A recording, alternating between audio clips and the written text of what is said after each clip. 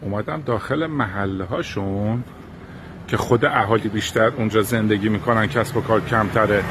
الان یه عالمه از این پنجر به قول خودشون میبینید چند تا هست، هر کی برای خودش یه دونه جلوی تمپل خودشون، چون اینا تمپلاشون خانوادگیه، قبلا گفتم، یه دونه از اینا نصب کرده. پنجر سمبل طبیعت زیاده، هر کدوم اینا هم که گفتم یه دونه تمپل، یه دونه معبده، بعد هر خانواده برای خودش داره.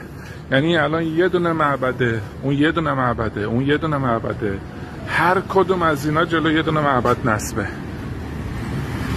دارن زیبا میکنن دیگه، به خاطر فردا شهر رو دارن زیبا میکنن. و به من گفتن که مراسم صبح، عصر نیست، صبح، باید صبح بیایی ببینی. حالا تا فردا